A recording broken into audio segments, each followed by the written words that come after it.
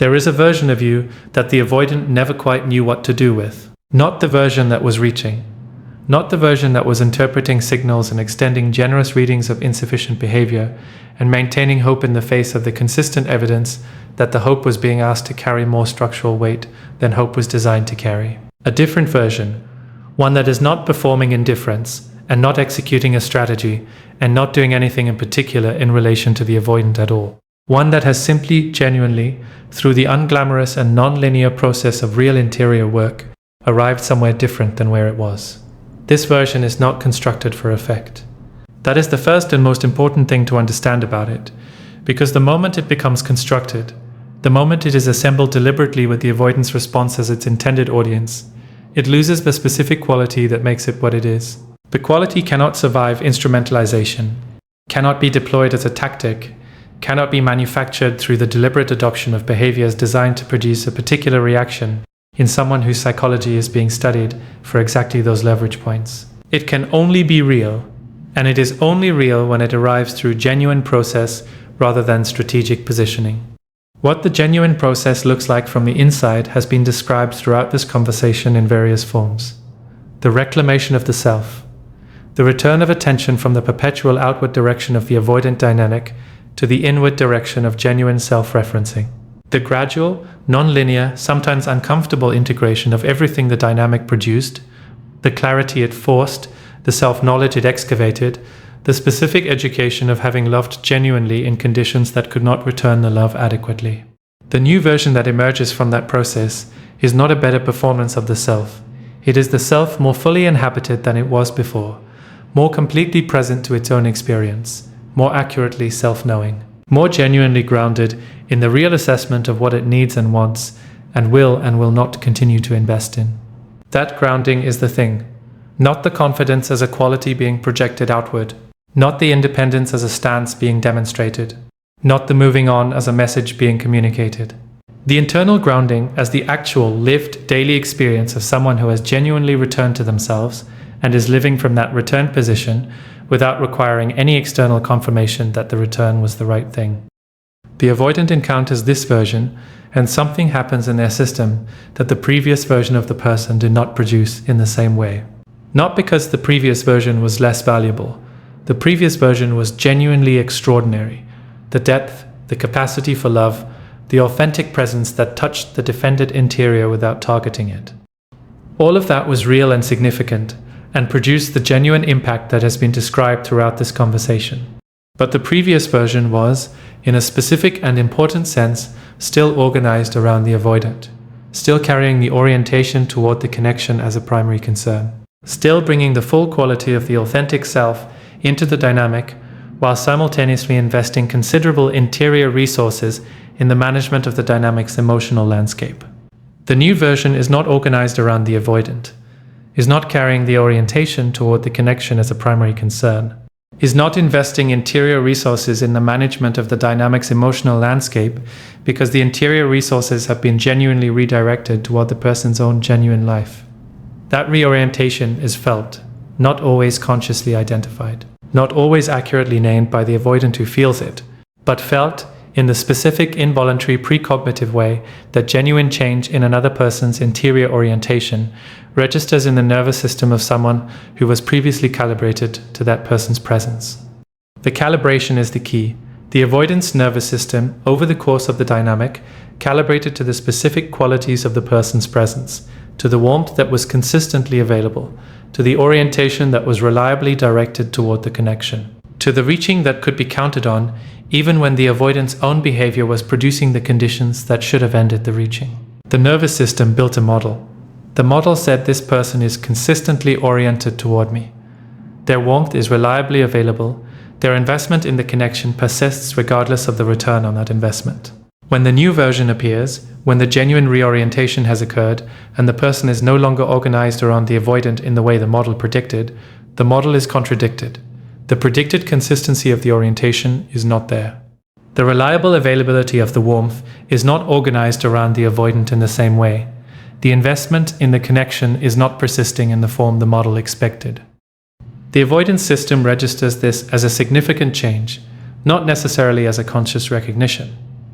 as the specific, involuntary, slightly destabilizing experience of a prediction being failed by the person whose behavior the prediction was based on.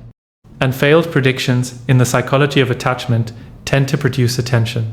The system that was running on autopilot, the model that had the person's behavior adequately predicted and was managing the dynamic accordingly, suddenly has to engage actively with the question of what is happening, why the prediction failed, what the change means, what the new information about the person's orientation requires the system to update. That active engagement is what looks, from the outside, like the avoidant chasing, not always in the obvious dramatic form of explicit pursuit.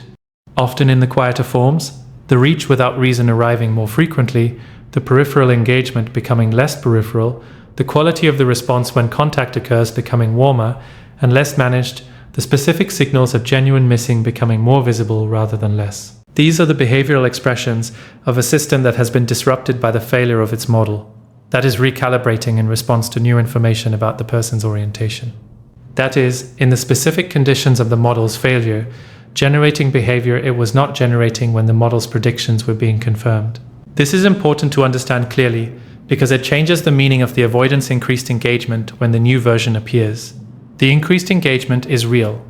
The shift in behavior is genuine, but it is produced, at least initially, by the disruption of the model, rather than by the genuine interior change that would make the increased engagement something the person can actually build on. The disruption of the model and genuine interior change are different things, and this distinction matters enormously for how the new version of the person receives the avoidance response to their appearance. Model disruption produces reactive behavior that is motivated by the specific conditions of the prediction's failure, by the loss of the confirmed orientation, by the specific activation of the avoidance system in response to the change in the person's relationship to the dynamic. That reactive behavior can look like pursuit, can carry the specific energy of the avoidance suddenly being more available, more reaching, more expressive of what the interior has always contained. But reactive behavior motivated by model disruption is not the same as the sustained, consistent, ordinary days showing up that genuine interior change produces. It is the behavior of a system that has been disrupted responding to the disruption. And once the disruption resolves, once the avoidant has found a way to restabilize the model, either through the restoration of the previous dynamic or through the development of a new model that accommodates the changed person, the behavior that the disruption was producing tends to reduce. The pursuit motivated by model disruption is real in the moment. It is not sustained by genuine interior change, and therefore does not tend to sustain itself past the conditions that produced it. Genuine interior change, by contrast, produces behavior that is not dependent on the conditions of model disruption to sustain itself. It produces the showing up that continues when the disruption has resolved. That continues in the ordinary days when nothing in particular is activating the avoidance system. That continues not because the prediction failure is requiring the system's active engagement, but because the genuine development of the avoidance interior capacity for presence has changed what the system produces as its default. The new version of the person appearing in the avoidance world will tend to produce both of these things: the reactive behavior motivated by model disruption, and in some cases, the genuine interior change that the disruption can catalyze. And distinguishing between them is the most important perceptual task for the new version of the person when the avoidance increased engagement arrives. The distinction is not always immediately visible. In the early period of the avoidance response to the new version, the reactive behavior and the genuine change can look similar. Both produce increased reaching. Both produce warmer engagement. Both produce the specific, intensified quality of attention that the model disruption activates, and that genuine change also produces, though from different sources and with different sustainability. Time reveals the distinction. The ordinary days reveal it. The behavior in the pressure-reduced conditions of restored access reveals it. Whether the showing up is sustained when the disruption has resolved reveals it. Whether the effort is present in the unremarkable hours or only in the heightened conditions of the avoidance system being actively engaged by the model's failure. The new version of the person does not need to manufacture the conditions of model disruption to produce the avoidance response, does not need to strategically withdraw, or perform indifference, or construct the appearance of the reorientation that the genuine reorientation actually is. Because the genuine reorientation cannot be manufactured, can only be arrived at through the genuine process. And if it has been genuinely arrived at, if the reclamation is real, if the return to the self is actual rather than performed, if the new version is the product of genuine interior work rather than strategic positioning, then the model disruption is a natural consequence rather than a manufactured condition. The new version simply is what it is, living genuinely in the full inhabitation of the actual life, not organized around the avoidance response as its primary concern, not monitoring the avoidance reaction to the reorientation as the measure of the reorientation success. Simply being the genuine, integrated, fully arrived at version of the self that the interior work produced. And that being genuine, unstrategized, not requiring the avoidance response to confirm its reality, is what disrupts the model, what produces the increased engagement. What creates the specific conditions in which the avoidance system has to actively reckon with a person who is no longer behaving according to the predictions the dynamic trained it to make. What the new version does with the avoidance response is the genuine question, and it deserves the same honest, clear-eyed, neither inflated nor deflated reception that everything else about this dynamic has deserved throughout this conversation. The avoidance increased engagement when the new version appears is real. It is also, at least initially, potentially reactive rather than the expression of genuine change. It deserves honest assessment rather than immediate interpretation as the evidence that the dynamic is becoming what it always had the potential to be. The honest assessment requires the same thing that every honest assessment of this dynamic has required: the ordinary days, the effort in the unremarkable hours, the showing up that is not motivated by the model disruption, but sustained by the genuine interior development that the disruption may or may not have catalyzed. The new version of the person, genuinely inhabited, genuinely grounded, genuinely living their own life as the primary concern of their own interior, is in the best possible position to make that honest assessment, because the new version is not organized around the avoidance response as its primary concern, is not invested in the response being a particular thing, is simply, and this is the quality that makes it what it is, genuinely itself, in the ordinary days, doing the genuine work of the genuine life, not for the avoidance response, for itself.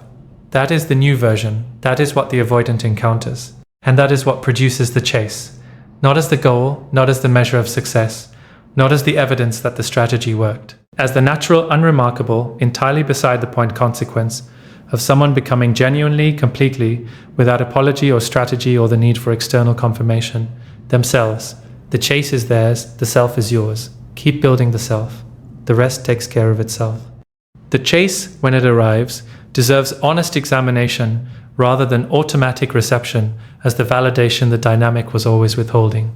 Because the chase feels significant, arrives with a particular emotional charge that is difficult to receive neutrally. The avoidant who was previously managing the distance, suddenly more present, more expressive, more oriented toward the person in visible and unmistakable ways, that shift activates something real, something that has been waiting, whether acknowledged or not, for exactly this kind of evidence that the connection mattered enough to produce pursuit. And it did matter. The chase is evidence of that. The genuine missing, the model disruption, the specific activation of the avoidance system in response to the changed orientation, all of it real, all of it reflecting something genuine about the depth of the impact the person had on the avoidance interior. But the chase is also a moment that requires the clearest possible thinking the new version of the person can bring to it. Because the chase is the moment when the new version is most vulnerable to becoming the old version again. Most vulnerable to the specific pull of the hope that the avoidance increased engagement reactivates. Most vulnerable to the interpretation of the reactive behavior as the evidence of genuine change before the evidence of genuine change has actually been provided. The new version of the person has a quality that the old version did not have in the same developed form: the ability to feel the pull without being governed by it. To receive the avoidance increased engagement with genuine warmth and genuine clarity simultaneously. To be moved by what is real in it without being swept into the interpretation of it as more than it has yet demonstrated itself to be. This ability is not coldness, is not the performed indifference of someone who is managing their own response to the avoidance pursuit as a strategy for maintaining the upper hand. It is the genuine, grounded, internally sourced capacity of someone who has done enough real interior work to hold genuine feeling and accurate assessment at the same time without one overwhelming the other. The feeling is allowed to be real. The warmth the avoidance pursuit generates is allowed to be felt genuinely. The specific, recognizable quality of something that was always present in a connection being expressed more openly than it typically was, that is allowed to land and be received as real, and alongside it, without suppressing it, the accurate assessment. What has changed and what has not. What the pursuit reflects and what it does not yet demonstrate, what would need to be visible over sufficient ordinary days before the pursuit could be received as the evidence of the genuine interior change it may or may not represent. Holding both of those things, the genuine feeling and the accurate assessment, without collapsing either one into the other, is the specific quality of the new version that the old version was still developing.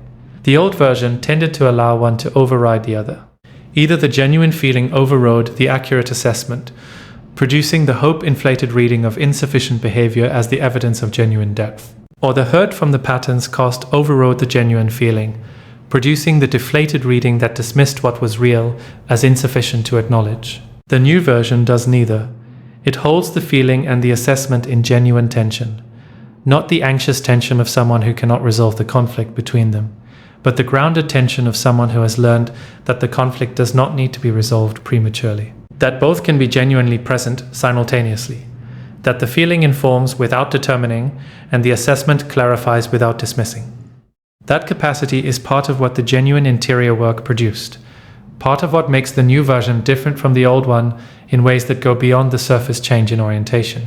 It is a genuine development of interior capacity, the ability to be genuinely present to complexity without requiring it to simplify before engaging with it.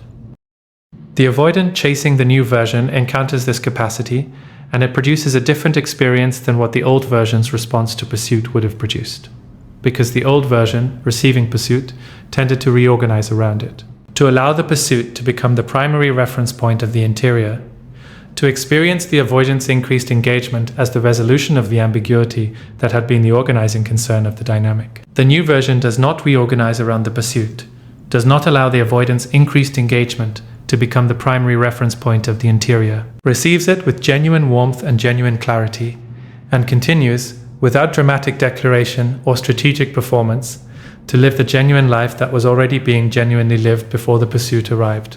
That continuation is not a tactic, it is simply the expression of what the new version actually is. A person who is genuinely living their own life has the primary concern of their own interior, for whom the avoidance pursuit, however genuine and however significant, is not the event that reorganizes everything else around it. That quality, the continuation of genuine life in the face of the avoidance pursuit without the pursuit becoming the new organizing center, is the most honest and most powerful thing the new version can offer, not as an offering designed to produce a particular effect, but as the simple, genuine expression of someone who has actually arrived at the place where their own life is genuinely not deformatively their primary concern. What happens in the avoidant when the pursuit does not produce the reorganization they were, at some level, expecting is itself worth understanding. Because the avoidance pursuit is not entirely free of the expectation that the pursuit will restore the previous dynamic, will produce the return of the person's orientation toward the connection as the primary concern, will re-establish the conditions of the model that the new version's appearance disrupted. When the pursuit does not produce that re-establishment, when the new version receives the increased engagement warmly and clearly, and continues being the new version rather than reorganizing back into the old version, the avoidant is in genuinely new territory. The dynamic is not operating according to either of the patterns their system knows. The withdrawal and pursuit pattern that produces the familiar cycle of distance and restored access is not running. The person is not withdrawing in a way that the avoidant is chasing back from distance, and the person is not reorganizing around the pursuit in a way that restores the previous conditions. Something else is happening. The person is simply present, genuinely, warmly, without the anxious orientation toward the connection as a primary concern. Present to their own life and present to the avoidant, without the two things being in the relationship they were in before, without the person's genuine life being organized around the management of the avoidance availability. That something else is disorienting for the avoidance system.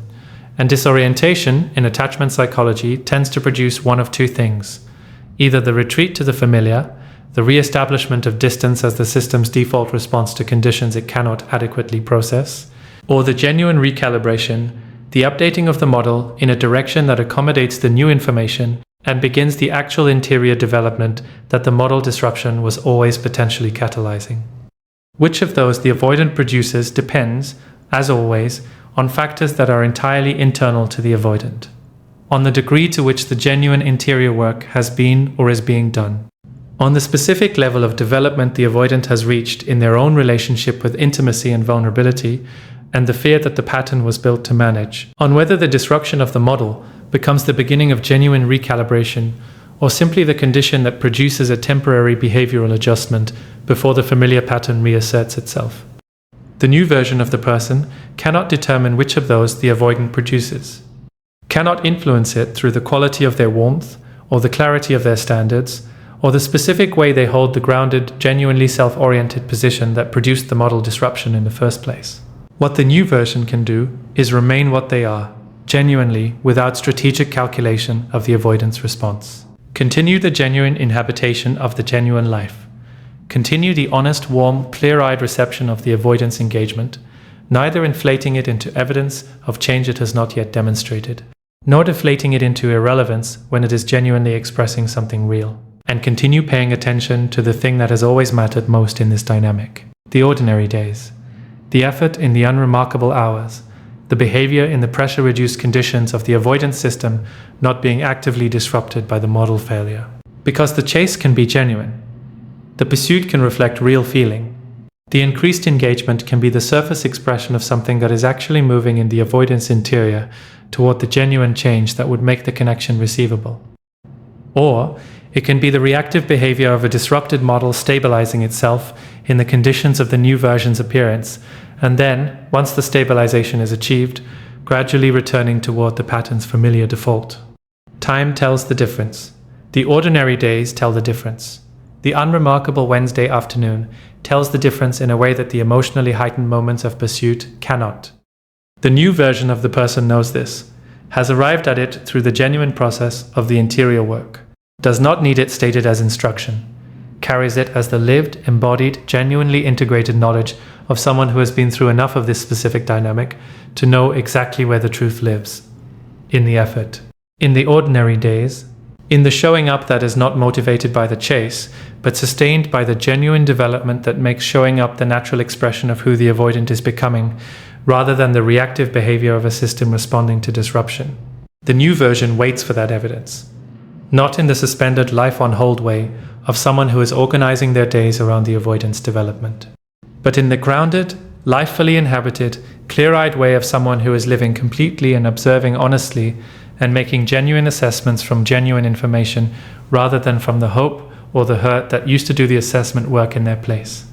The avoidant chases when the new version appears. The new version continues being itself, and the truth of what the chase actually is, genuine change or reactive disruption, reveals itself in the only place it has ever revealed itself, in the ordinary days, in the effort, in the behavior when nothing in particular is requiring it to be anything. Watch that. Everything else is just the beginning of the information. The ordinary days are where the truth lives. They have always been where the truth lives, and the new version of you knows exactly how to read them.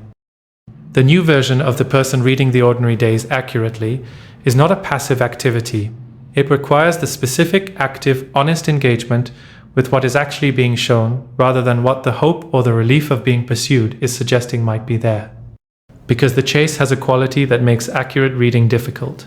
It arrives with emotional intensity, with the specific charge of something that was withheld being offered, with the particular relief of the uncertainty resolving, even temporarily, in the direction of the avoidant moving toward rather than away. And that emotional charge has a way of coloring the perception of the ordinary days that follow the chase, making them appear warmer than they are, making the effort appear more consistent than it is, making the baseline appear to have shifted when what has actually shifted is the emotional atmosphere of the acute pursuit phase. The new version of the person is not immune to this coloring. No one is. The genuine interior work does not produce a perception that is free of emotional influence. It produces a perception that is more honest about the influence, more able to notice when the hope is coloring the reading, more able to return to the actual evidence rather than the emotionally enhanced version of it, more able to ask the honest question about what is actually present in the ordinary days rather than what the pursuit phase made it feel like would be present, That honest question is the practice, not a one-time assessment, but the ongoing daily, gentle return to what is actually being shown. Not what was promised, not what the chase implied, what is actually concretely in the behavior of the ordinary days. The ordinary days after the chase tends to unfold in a specific sequence that is worth understanding because the sequence has a pattern and the pattern is informative. The first period tends to be warm. The avoidant, in the acute phase of the chase, is genuinely motivated. The model disruption is still active. The system is still engaged with the question of the person's changed orientation.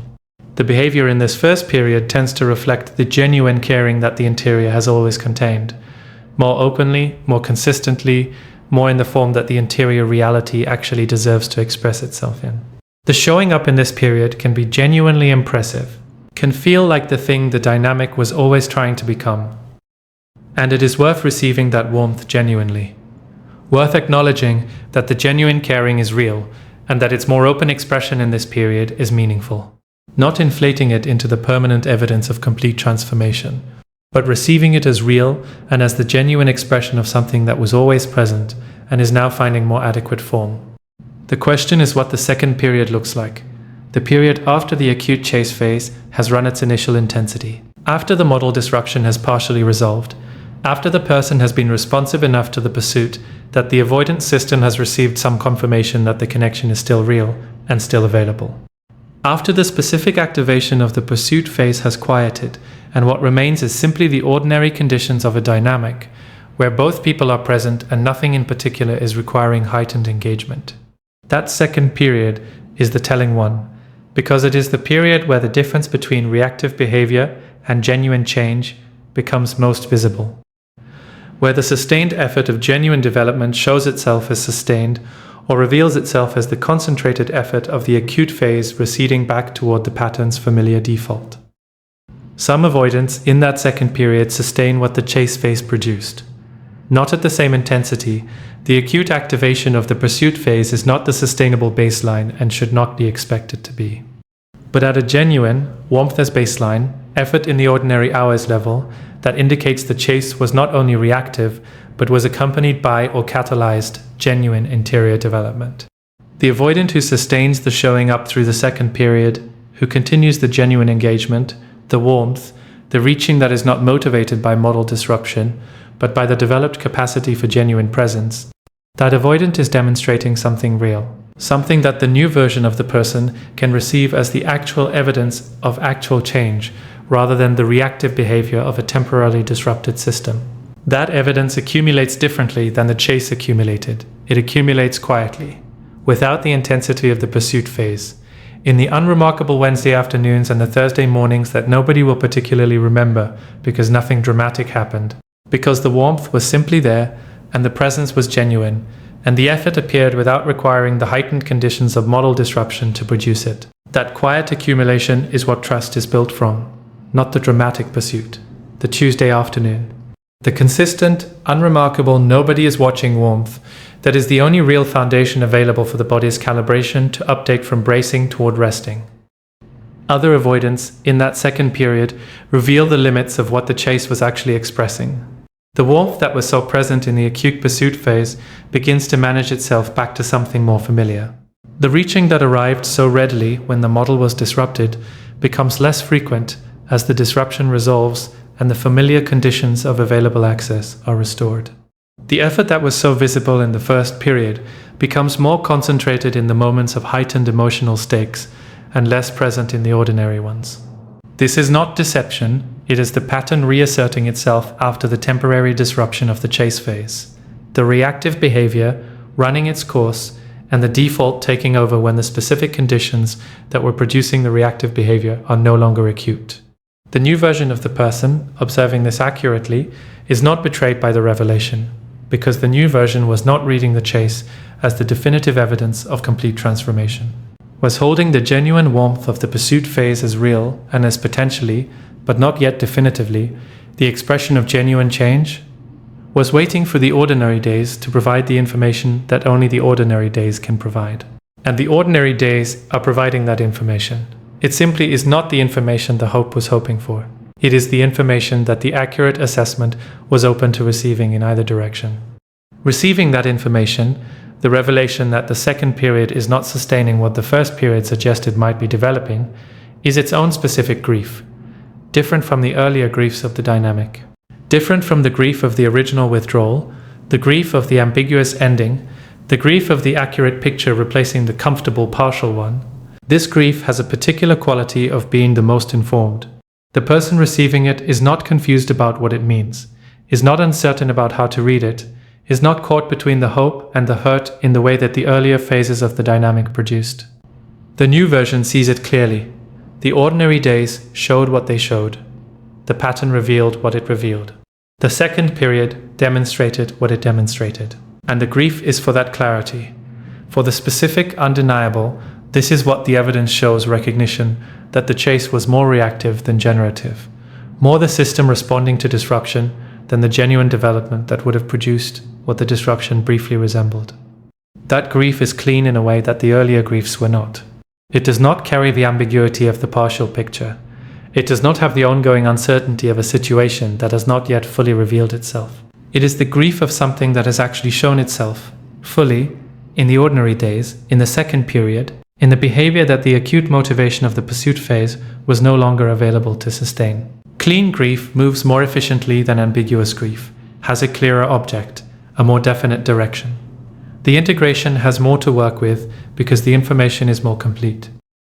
The new version of the person moving through that clean grief is not moving backward, is not returning to the position the old version occupied in the dynamic.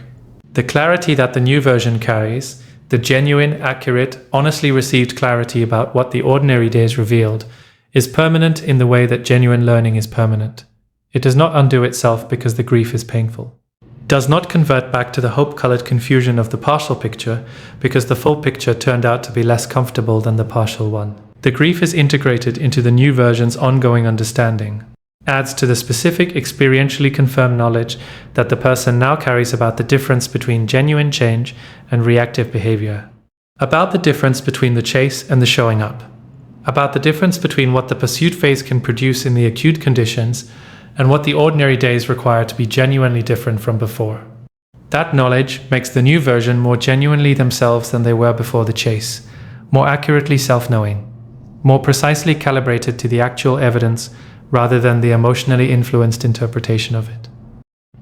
There is something else that deserves naming about the new version that the avoidant encounters, something that goes beyond the reorientation and the grounded self-inhabitation and the accurate reading of ordinary days.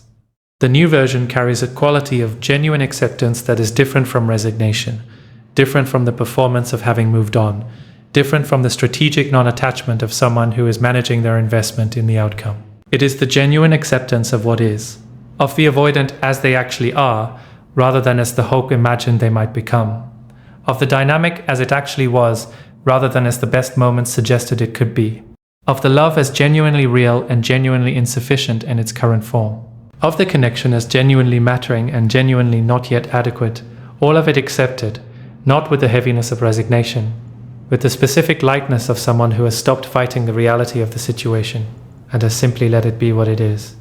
Who has released the project of trying to make the avoidant into the person the connection deserved, and has simply allowed the avoidant to be whoever they are, developing at whatever pace they develop, making whatever choices their own interior process produces.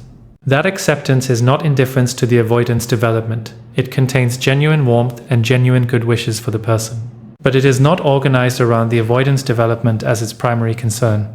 It holds the warmth and the good wishes from the same grounded, self-complete, fully inhabited position that everything in the new version is held from. The avoidant who encounters that acceptance, genuine, not performed, not the strategic detachment of someone managing their investment, tends to feel something they rarely feel in intimate dynamics: the absence of expectation. Not the absence of caring. The acceptance contains genuine caring. But the caring is not organized around a specific outcome the person is working toward, is not invested in the avoidant becoming a particular thing within a particular timeline, is not carrying the ambient pressure of someone whose well-being is genuinely contingent on the avoidance development. The absence of that pressure, the specific, relieving, slightly disorienting quality of being genuinely cared for without being expected to be different than they currently are, does something specific in the avoidance interior. It creates a space that the dynamic's usual structure does not create, a space where the avoidant is not managing the other person's expectations, or navigating the emotional consequences of insufficient showing up, or maintaining the distance that the pressure of the expectation produces. A space where they can simply be what they are. And sometimes, not always, not predictably, not as the guaranteed outcome of the pressure's removal, that space is where the genuine interior movement begins, where the avoidant, no longer spending their relational energy on the management of the other person's expectations, begins to direct some of that energy toward the honest internal question of who they are and what they want, and whether the person they are is capable of the connection that the person in front of them represents. That question, arising in the absence of pressure, in the space created by genuine acceptance, in the conditions of someone who is complete without the avoidance development and therefore creates no urgency around it. That question has a different quality than the same question arising in the conditions of someone whose love is contingent and pressured and organized around producing a particular response. It is quieter, more genuinely self-directed, more likely to produce genuine interior engagement rather than the reactive resistance that pressure tends to generate. Whether it produces genuine change remains the avoidant's own question to answer, in their own interior, on their own timeline, without the person's genuine acceptance being the thing that determines the outcome. The acceptance is not a strategy for producing the change. It is what genuine freedom from the dynamic actually looks like. For both people, the avoidant free from the pressure of an expectation they were not yet meeting, the person free from the project of a development they were not able to produce. Both free, both themselves. Both in the genuine, unglamorous, quietly extraordinary condition of two people who have been through something real together and have arrived, each through their own process, at something more honest than where they began. The new version did not appear to chase the avoidant back. The new version appeared because the interior work was done, and this is simply what that looks like. The chase is the avoidant's response to reality. The new version is the reality, and the reality does not require the chase to confirm it. It simply is. Completely, without needing anything from anyone to continue being what it genuinely is. That is the whole of it. That has always been the whole of it.